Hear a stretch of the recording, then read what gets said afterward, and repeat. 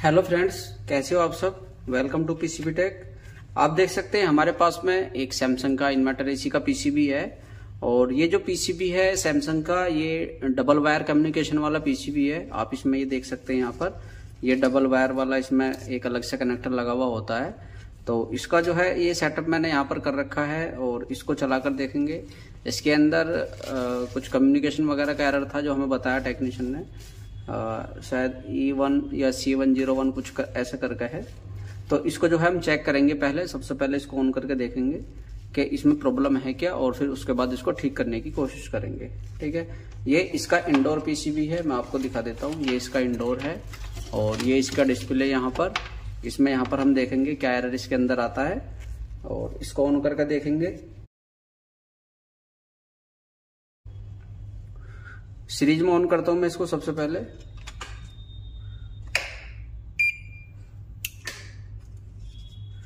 आवाज आपने सुनी इसकी। इसको रिमोट से ऑन करेंगे और यहां पर इसमें 24 डिग्री पर ये जो है सेट है, आप ये देख सकते हैं यहाँ पर। और इसके बाद थोड़ा सा वेट करना पड़ेगा हमें। इंडोर की मोटर जो है इसकी चल गई है, BLDC मोटर है इसके अंदर। मैं आपको दिखा देता हूँ एक बार। ये मोटर है BLDC, इसको देखेंगे यहाँ पर। और अभी नॉर्मल कंडीशन है। आउटडोर में यहाँ पर आप LED बिलिंग की देख सकते हैं। ये एक इसकी कंटिन्यू जो है ये बिलिंग होती रहती है यहाँ पर LED जो है। और यहाँ पर ये 3 एरर LED है ये वाली। अभी तो नॉर्मल कंडीशन ये दिखा रहा है। थोड़ी देर इसका वेट करेंगे, देखेंगे क्या दिखाता है ये। मैं आपको इसमें एक चीज और बता देता हूँ। ये जो पीसीबी है इसके इंडोर में 3 सेंसर लगे हुए होते हैं और बाकी और ज्यादातर किसी में नहीं होते। 3 सेंसर केवल इस सैमसंग पीसीबी में इस कंपनी ने इसमें लगा कर दिए हैं। तो इसको देखेंगे यहाँ पर। और ज्यादातर आपने मोस्टली देखा होगा कि सैमसंग आउटडोर में भी अपना सेंसर नहीं लगा कर देता, लेकिन इस पीसीबी में सैमसंग ने यहाँ पर जो है ये 3 इसके अंदर सेंसर ये भी लगा कर दिए हैं। ये वाला कनेक्टर जो है इसका, ये इसी का है। फ्रेंड्स, मैं आपको बताता हूँ इसके अंदर जो है वो हमारे 2-वे कम्युनिकेशन है। और ये कम्युनिकेशन थोड़ा हटके है और कंपनियों से, जहां पर एक ही वायर के थ्रू दोनों कम्युनिकेशन होते हैं, इंडोर और आउटडोर के। लेकिन यहाँ पर इसमें क्या है, यहाँ पर अलग से एक पूरा ही अलग सर्किट बनाया हुआ है कम्युनिकेशन का, इंडोर से आउटडोर कनेक्ट करने के लिए। और 2 वायर का कनेक्टर है। इसमें बहुत प्रॉब्लम भी होती है लोगों को रिपेयर करने में। मेरे पास बहुत कॉल्स मैसेजेस आते हैं इसके बारे में, लोग पूछते हैं। तो ये जो है इसको मैं आज आपके सामने लाइव रिपेयर करूंगा। इसका कम्युनिकेशन किस तरह से हम ठीक कर सकते हैं आप भी देखेंगे। लेकिन पहले इसको जो है हम इसमें देखते हैं इसका एरर क्या आता है और फिर इसके एरर के हिसाब से हम इसमें यहाँ पर चार्ट में इसके देखेंगे।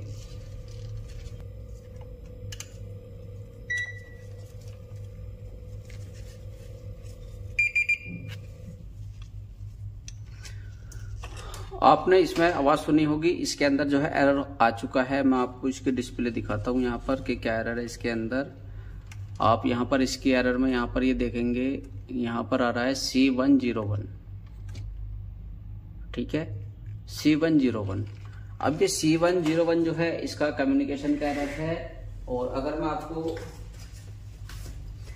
मैं आपको इसको बताऊं कि इसमें कहाँ पर ये एरर है हमारा, तो ये आप इसके साथ में देख सकते हैं। इसके साथ में लिस्ट आई थी इसका बॉडी का कवर पर, लेकिन इसके अंदर ये कहीं पर एरर नहीं है यहाँ पर C101 का। अब मैं आपको एक चीज बताता हूँ कि सैमसंग में जो है ये C की जगह E भी हो सकता है। आपको इसमें कंफ्यूज नहीं होना।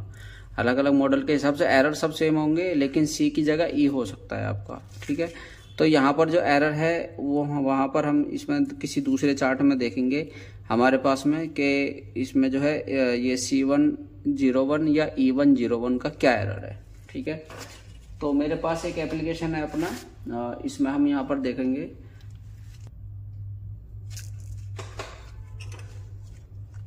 यहाँ पर आप ये देख सकते हैं, यहाँ पर जो है ये आउटडोर स्टेटस LED का जो है हमारा एरर LED का ये एरर कोड लिस्ट है। और ये हमारा इंडोर का है। अब क्योंकि इंडोर में यहाँ पर डिस्प्ले है इसके अंदर, और अगर लाइट ब्लिंक होती है तो भी यहाँ पर ये इसका एरर है। और अगर यहाँ पर जो है हमारी अगर डिस्प्ले में एरर आता है तो वो भी यहाँ पर है। तो अब आप इसमें यहाँ पर ये देखेंगे, यहाँ पर हमारे पास है E101। मैं आपको दिखा देता हूँ आप ये देख सकते हैं यहाँ पर ये E101 या E102 यहाँ पर लिखा हुआ आ रहा है, और इसका मतलब है यहाँ पर कम्युनिकेशन एरर, इंडोर से आउटडोर। ठीक है, तो ये इंडोर और आउटडोर के बीच में जो है यहाँ पर कम्युनिकेशन नहीं हो रहा प्रॉपर, तो इसकी वजह से ये यहाँ पर एरर आ रहा है। तो इसको अब हम जो है रिपेयर करने की कोशिश करेंगे।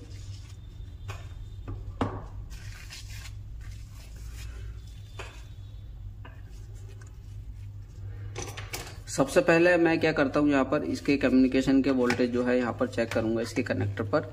तो मैं आपको दिखा देता हूँ, यहाँ पर आप मल्टीमीटर में देखना, जो इसका कनेक्टर है यहाँ पर, ये कनेक्टर है यहाँ पर डीसी रेंज में मैं दोनों पिनों पर लगाकर आपस में यहाँ पर चेक करूंगा वोल्टेज। तो यहाँ पर ये हमें दिखा रहा है 3.8 वोल्ट दिखा रहा है, और ये हल्के बहुत जो है फ्लैक्चुएट भी हो रहे हैं, लेकिन ये इसके सही वोल्टेज नहीं है। अब इसका जो वोल्टेज है वो, इसका जो डायग्राम है वो मैंने बना रखा है कि इसमें यहाँ पर कितने वोल्टेज होने चाहिए, वो इसका जो है डायग्राम हमारे एप्लीकेशन में है, तो हम वहां से जो है इसको देख भी सकते हैं। लेकिन क्योंकि हमें पता है कि इसको किस तरह से रिपेयर करना है, तो मैं बिना डायग्राम की मदद से इसको रिपेयर कर लूंगा। लेकिन मैं आपको दिखाने के लिए जो है वो डायग्राम जो आपको दिखा देता हूँ कि किस तरह का इसका डायग्राम वो बना हुआ है। इसका मैंने कम्युनिकेशन सेक्शन का ही डायग्राम स्पेशल बनाया हुआ है, क्योंकि बाकी सारी चीजें और सेम है और पीसीबी की तरह इसमें केवल इसका कम्युनिकेशन ही थोड़ा डिफरेंट है। ठीक है, तो इसको मैं आपको दिखा देता हूँ एक बार।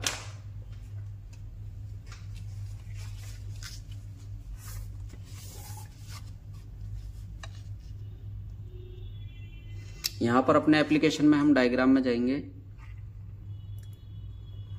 यहाँ पर हम सर्च करेंगे,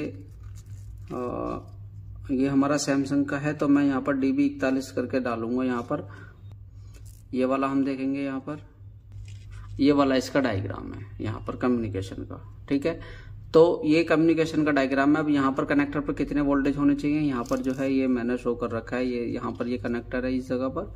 ठीक है ना, तो यहाँ पर मैंने जो है यहाँ पर लिखा हुआ है इस जगह पर भी कि कहाँ पर कितने वोल्टेज होने चाहिए, तो ये आपको डायग्राम के अंदर इसमें मिल जाएगा। इसका स्पेशल अलग सा डायग्राम मैंने बनाया हुआ है, ये मैंने केवल आपको दिखाने के लिए ये मैंने बनाया है, वरना मुझे इसकी जरूरत नहीं थी चेक करने की। अब आप यहाँ पर ये देख सकते हैं कि इसके जो वोल्टेज है वो यहाँ पर कितने होने चाहिए। ठीक है, अब क्योंकि ये दोनों पिनें यहाँ पर जो है ये सीधे कनेक्टर पर जा रही है यहाँ पर, तो हमें इन दोनों पिनों पर जो वोल्टेज है वो इतने मिलने चाहिए थे, लेकिन यहाँ पर इतने वोल्टेज नहीं है। तो अब हम जो है इसको यहाँ पर देखेंगे कि क्या कमी हो सकती है। अब इसके अंदर इंडोर में आउटडोर में दोनों में सेम सर्किट बना हुआ है बिल्कुल। तो यहाँ पर जो है हम इसके सर्किट को चेक करेंगे, और यहाँ पर कुछ आईसी वगैरह है, इनका आउटपुट हम चेक करेंगे सबसे पहले, क्या आउटपुट ये दे रही हैं।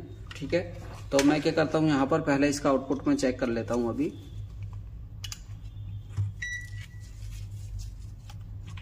डीसी रेंज पर मल्टीमीटर को रखेंगे हम, और अब जो है इसके वोल्टेज चेक करने की बारी है हमारी।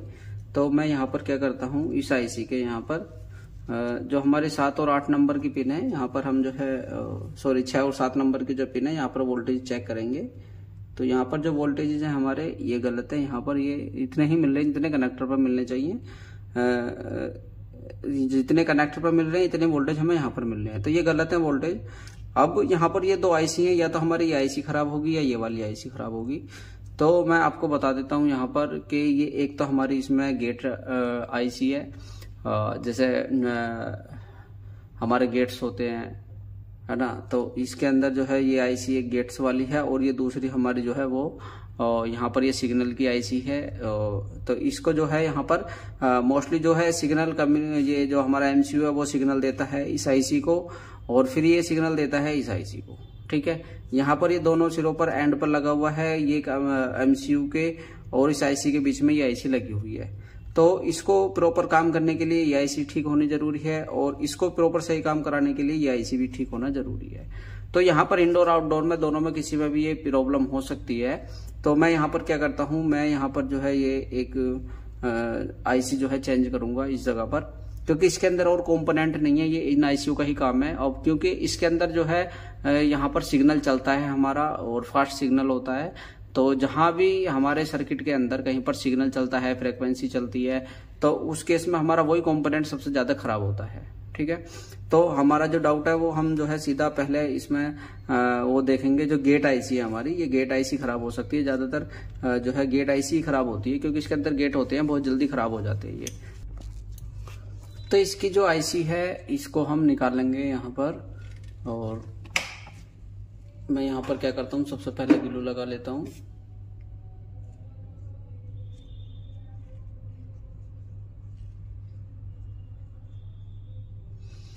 ग्लू हमने जो है वो लगा लिया।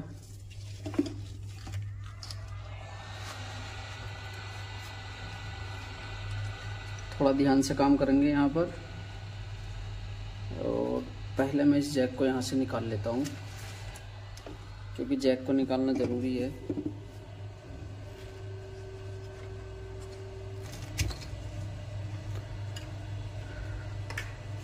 अब जो है इस आईसी को हम निकालेंगे।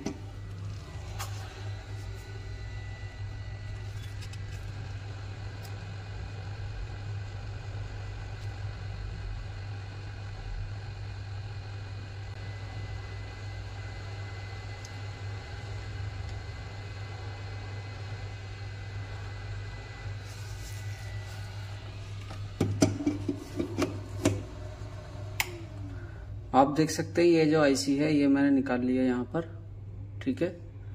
और इस आईसी का नंबर मैं आपको बता देता हूँ, ये है 74HC86D, ठीक है। अब ये जो आईसी है इसको हम चेंज करेंगे।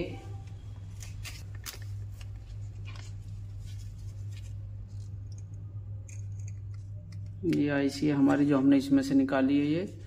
और हमारे पास में दूसरी आईसी है एक ये, और इसकी अगर मैं बात करूं तो मैं आपको निकाल के दिखाता हूं। ये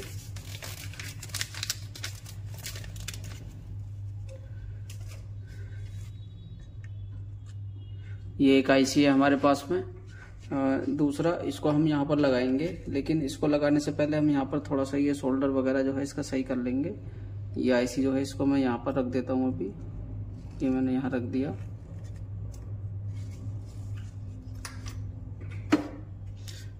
क्योंकि यहाँ पर ये प्रिंट हमें थोड़े सही करने पड़ेंगे। अब मैं जो है यहाँ पर ये आयरन की मदद से इसको लगाऊंगा, क्योंकि बारीक बारीक रेजिस्टेंस है यहाँ पर, और मैं नहीं चाहता यहाँ पर कुछ डैमेज हो जाए। और मेरा काम आयरन सा हो जाएगा तो मैं यहाँ पर आयरन का ही यूज करूंगा।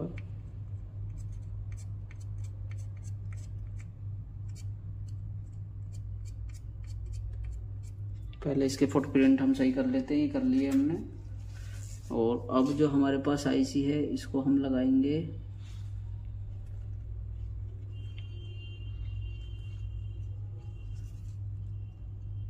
ये आईसी है जो, इसको लगाएंगे यहाँ पर।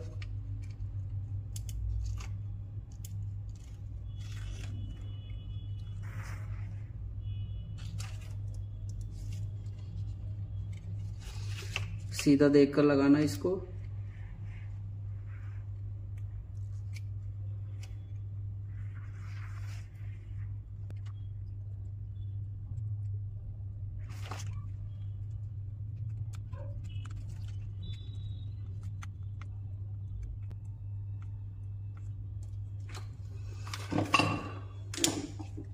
थोड़ा सा मैं आपको बता देता हूँ इस आईसी के बारे में। ये जो आईसी है हमारी, ये हमने लगा तो दी है। इसका जो काम है वो क्या है, ये एक गेट आईसी है हमारी। यहाँ पर क्या होता है कि दो पिनों पर यहाँ पर जैसे एक हमारा ऑपरेशन एम्पलीफायर या हम कंपैरेटर आईसी बोल देते हैं ना, उसी तरह से यहाँ पर एक गेट आईसी है। इसकी तीन पिनें होती हैं इसके अंदर, दो इनपुट होती है, एक आउटपुट होती है।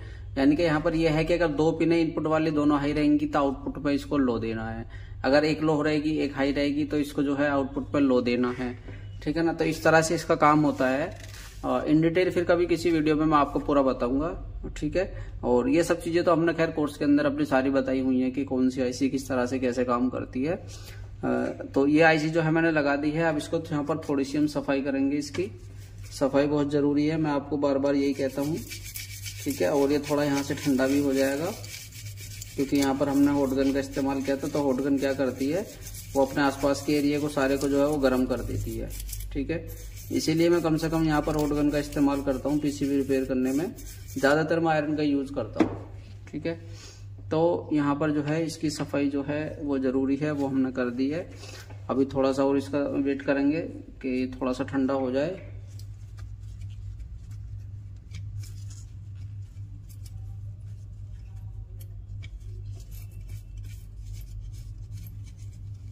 ध्यान रखना फ्रेंड्स कि जब ये गर्म होता है उस समय आपको नहीं चलाना पीसीबी, जब ये ठंडा हो जाए तभी आपको चलाना है। ठीक, अभी थोड़ा और हीट है, ये थोड़ा वेट करेंगे इसका ठंडा होने का। अब यहाँ पर जो है हम इसको चलाकर भी देखेंगे, और ये जो है इसका कंप्रेसर वायर जो है हम इसको ये भी लगाएंगे यहाँ पर, इसका कनेक्टर कंप्रेसर का, और ये मैंने जो है इसका लगा दिया। ठीक है, ये कंप्रेसर का कनेक्टर जो है वो लगा दिया है। अब ये यहाँ पर प्रॉपर तरीके से हम इसको चेक कर पाएंगे कि हाँ इसके अंदर जो है अब कोई समस्या है या नहीं है। अब ये आईसी मैं आपको बताता हूँ। देखो मैंने क्या काम किया यहाँ पर, इस आईसी को क्यों चेंज किया। सबसे पहले तो मैं आपको एक चीज बता देता हूँ कि पीसीबी रिपेयर करते समय एक चीज का खास ध्यान रखना, जो हमारी इंडोर पीसीबी होती हैं उसमें बहुत कम फॉल्ट आते हैं। ठीक है, ये बहुत इंपॉर्टेंट बात मैं आपको बता रहा हूँ।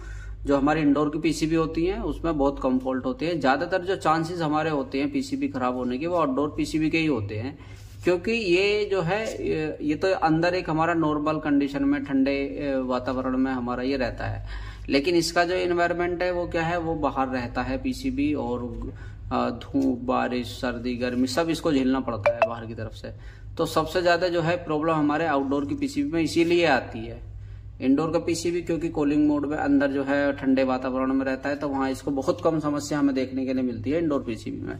आउटडोर पीसीबी में सबसे ज्यादा प्रॉब्लम आती है। ठीक है, तो इसीलिए मैंने इसकी आईसी चेंज की। अब ये आईसी को चेंज की, मैं इस वाली आईसी को भी चेंज कर सकता था, तो ये मैंने आईसी इसलिए चेंज की क्योंकि एमसीयू के और ये जो कनेक्टर है इसके बीच में जो आईसी हमारी वो यही है। ये आईसी जो है ये तो आउटपुट के लिए लगी हुई है, लेकिन इसको कंट्रोल ये आईसी करेगी और इसको कंट्रोल ये एमसीयू करेगा हमारा। तो यहाँ पर ये बीच में यही है, और जहां तक मेरा ये मानना है, एक अनुभव के हिसाब से मैं आपको बता रहा हूँ अपने, कि इस आईसी को चेंज करने से ही हमारा काम हो जाना चाहिए। ठीक है, अक्सर जो है हमें फॉल्ट जो मिले हैं वो यहीं पर मिले हैं। और एक चीज और मैं आपको बता देता हूँ, यहाँ पर इंडोर और आउटडोर के पीसीबी में ये 3 कंपोनेंट डायोड टाइप लगे हुए होते हैं, और इसके बारे में इतना कंफ्यूज है लोग कि उन्हें पता ही नहीं कि ये है क्या चीज, क्योंकि हाई स्पाइक से बचाने के लिए यहाँ पर ये लगा हुआ है। अब ये हमारी पीसीबी जो है वो ठंडी हो चुकी है, यहाँ से एरिया हमारा। तो अब जो है हम इसको ऑन करेंगे पीसीबी को। पीसीबी मैंने ऑन कर दिया, साउंड आपने सुना।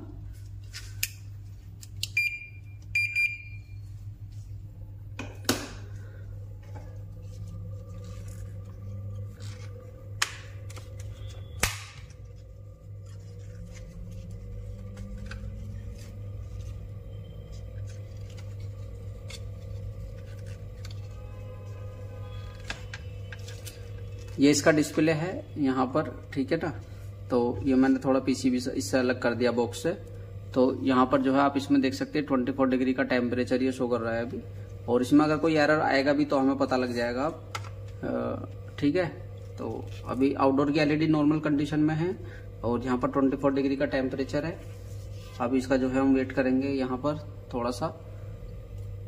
फ्रेंड्स देखिए, क्योंकि रमजान का टाइम चल रहा है तो वीडियो बनाने में थोड़ी सी प्रॉब्लम होती है, क्योंकि बोलना बहुत पड़ता है, तो इसीलिए थोड़ा वीडियो में कम बनाता हूँ, और थोड़ी आवाज भी आपको धीमी इसमें लग सकती है।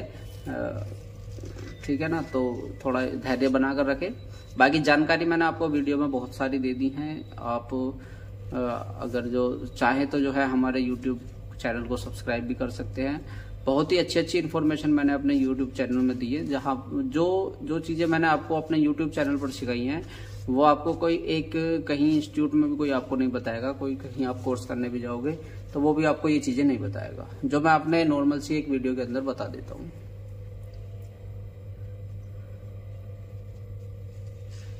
थोड़ा सा इसका वेट करेंगे। यहाँ पर जो है मैं आईपीएम के ऊपर ये हीट सिंक जो है ये रख देता हूँ यहाँ पर, कभी किसी वजह से ये ऐसा ना हो कि कंप्रेस चले और ये ज्यादा हीट हो जाए, इसीलिए मैंने ये हीट सिंक का एक छोटा सा पीस इस पर लगा दिया है। थोड़ा सा वेट करेंगे। देखिए कम्युनिकेशन का एरर तो ठीक हो गया हमारा, जो मेन फॉल्ट था। अब जो है इसका कंप्रेसर को भी मैं केवल इसका आपको प्रेशर सुनाना चाहता था कि इसका प्रेशर जो है वो अब कंप्रेसर काम कर रहा है सही तरीके से, नहीं कर रहा। तो फ्रेंड्स मैं उम्मीद करता हूं कि मैंने जो आपको ये चीजें समझाई है आपकी समझ में आ गई होंगी। वीडियो कैसा लगा जरूर बताना वीडियो में। और मैं आपको बताता हूं कि हमारे पास में जो है इन्वर्टर एसी पीसीबी का ऑनलाइन कोर्स है, और हमने बहुत ही अच्छे तरीके से अपना ये पीसीबी रिपेयर करना सिखाया है आप लोगों को। हमारे स्टूडेंट जो हैं सक्सेस अपना काम कर रहे हैं, बिल्कुल सक्सेस है। इस सीज़न में कई लड़कों ने, बहुतों ने दुकानें खोली हैं, अपना काम स्टार्ट किया है। कुछ लोग पहले से कर रहे थे। और मैं आपको बताऊं, ऐसे भी स्टूडेंट हमारे पास हैं जो 15-20 साल से वो पहले से काम कर रहे हैं, लेकिन थोड़ा सा जानकारी का अभाव था उन्हें। इन्वर्टर पीसीबी में कहीं कहीं पर वो फंस जाते थे, तो वो भी हमसे ज्वाइन हुए हुए हैं। तो ये सब हमारे साथ में एक व्हाट्सएप ग्रुप में जो है अटैच रहते हैं। आपको पूरा सपोर्ट मिलता है व्हाट्सएप ग्रुप का भी। आपको कोई प्रॉब्लम आती है, कुछ भी दिक्कत आती है, तो व्हाट्सएप के माध्यम से हम आपको सब चीज़ें समझाते हैं। पीसीबी आपका रिपेयर जो है, हम ऐसी चीज़ें आपको बताई हैं, ऐसी चीज़ें बताते हैं कि आपका पीसीबी जो है वो 100% रिपेयर होना ही चाहिए। और मैं अगर आपको बताऊं कि हमारे पास में जो है एक हमने नया फीचर लॉन्च किया है रिसेंटली, और इसको मैं बता देता हूं। ये जो है सभी के लिए है फीचर, और इसमें जो है किसी को कोई ऐसा नहीं है कि उसको स्टूडेंट होना जरूरी है। आप जो है इसको अलग से बाई कर सकते हैं। आप ये देख सकते हैं एमसीयू पिंस वोल्टेज डाटा है। इस तरह से हमने उसमें इसका ग्राफ भी दिखाया, किस तरह से आपको कम्युनिकेशन का ग्राफ मिलेगा और कौन सी पिन पर कितने वोल्टेज है। यहाँ पर ये आपको 100% पीसीबी रिपेयर करने में मदद करता है। इस तरह का एक हमने ये टूल बनाया है, और इसकी मदद से जो है आप कोई भी एरर अगर आपके पीसीबी में आ रहा है, आप इसी में यहाँ पर देख सकते हैं। और जिस तरह से हमने इसमें देखा था, और इसकी मदद से जो है ना आप 100% पीसीबी रिपेयर कर सकते हैं। इसका लिंक मैं आपको वीडियो के डिस्क्रिप्शन में दे दूंगा, वहां से जाकर आप इसको बाई कर सकते हैं। और आप इससे, जब आप इसकी मदद से काम करेंगे या हमारे एप्लीकेशन की मदद से जब आप काम करेंगे, तो मैं गारंटी देता हूं कि आप जो है 100% पीसीबी रिपेयर करोगे। आपके यहाँ से जो है वो रिपीट नहीं होगा। और बिल्कुल सही तरीके से काम करने का तरीका हम आपको बताते हैं। तुक्का मारी वाला कोई काम नहीं होता।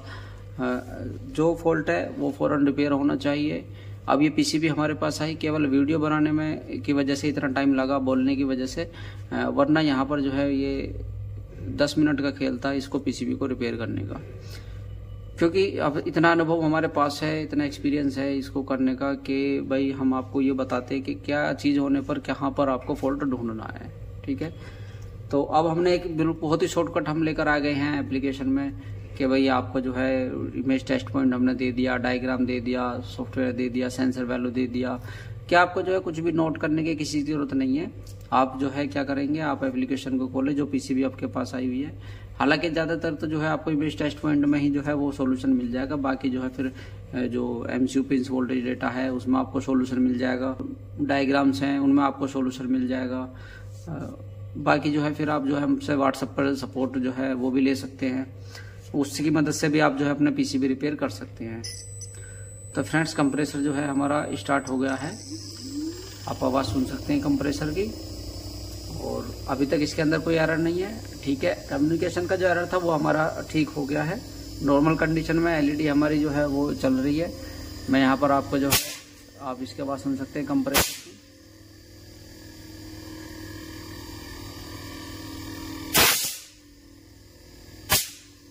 ठीक है फ्रेंड्स, तो उम्मीद करता हूँ कि वीडियो आपको पसंद आई होगी। और अगर वीडियो आपको पसंद आई हुई है तो वीडियो को लाइक करें, चैनल को सब्सक्राइब कर लें।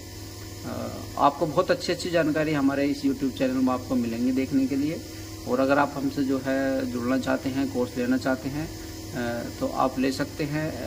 एप्लीकेशन का लिंक मैं डिस्क्रिप्शन में दे दूँगा, वहाँ से जाकर आप जो है एप्लीकेशन को इंस्टॉल कर सकते हैं।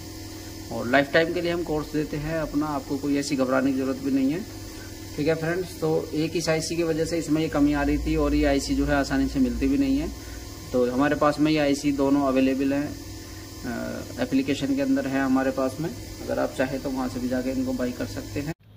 आप सभी को पीसीबी टेक की ओर से ईद की बहुत बहुत मुबारकबाद। अच्छे से काम करते रहिए, अपने और अपने परिवार वालों का ख्याल रखिए। तो ठीक है फ्रेंड्स, आज की वीडियो में इतना ही। मिलते हैं फिर कभी अगली वीडियो में, तब तक के लिए धन्यवाद।